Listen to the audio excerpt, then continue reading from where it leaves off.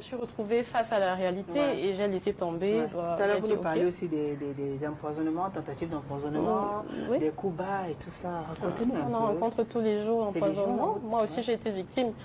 J'en ai été victime, heureusement, Dieu merci.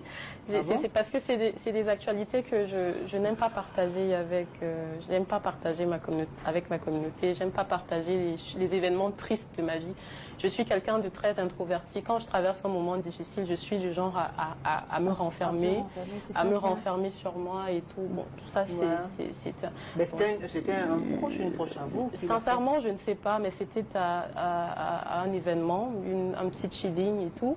Je ne sais pas qui l'a fait, mais je sais que j'étais avec des personnes qui me connaissaient bien, des personnes avec lesquelles je partageais quand même pas mal de choses dans le quotidien. Et quand je suis rentrée, je me suis couchée et à 2h, 3h du matin, j'ai commencé à je ne sais pas comment vous expliquer vomir? Ça. Non, pas vomir. J'ai commencé à convulser, je ne sais pas. Oui, un peu. Et ma mère...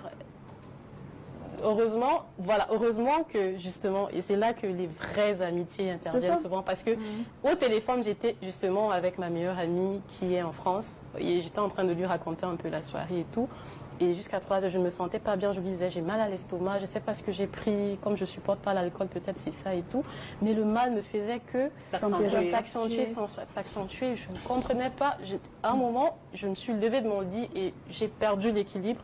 Elle a essayé elle continuait à parler, elle s'est rendue compte qu'elle parlait toute seule. À 3h du matin, elle appelle ma mère, elle me dit, maman, essaye d'aller dans la chambre de Samantha, j'essaie de la voir là et tout. Elle ne prend plus, on était en train de discuter. Et quand ma mère rentre dans ma chambre, elle me voit au sol. Oui, elle me voit au sol. C'est une histoire qui date de moins d'un mois. Hein. Waouh. Oui, c'est très très récent. Ma mère m'amène à l'hôpital et heureusement, on m'a mis des sondes. On a retiré, on m'a fait comprendre que c'était de la drogue mélangée avec une autre substance. Je ne sais pas ce que c'était. Donc on a mis des sondes à l'intérieur. Ça c'est vraiment exactement. On m'a fait un lavage gastrique et jusqu'à aujourd'hui je ne sais pas qui l'a fait. Je ne sais pas pourquoi, je ne sais pas ce que j'ai fait à la personne. Mais je remets le sort en peu. Voilà comment on pouvait se lever comme ça un jour. On comprend seulement Rip Julia, Rip Samantha, Maman.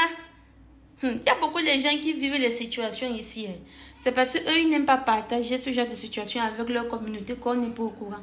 Moi-même, si je vis les situations, c'est parce que je n'aime pas aussi partager à vous. Je suis là, je me concentre à vous partager la joie. Mais la tristesse, moi aussi, je vis la tristesse. C'est juste que je n'aime pas partager ça avec vous. Bref, Julia, Dieu merci, tu as été soignée et tout va bien. Prochainement, fais attention. Moi, je lui ai dit, quand vous êtes des personnalités publiques, faites très attention. Parce que moindre petit fait comme ça, là, on vous calcule déjà.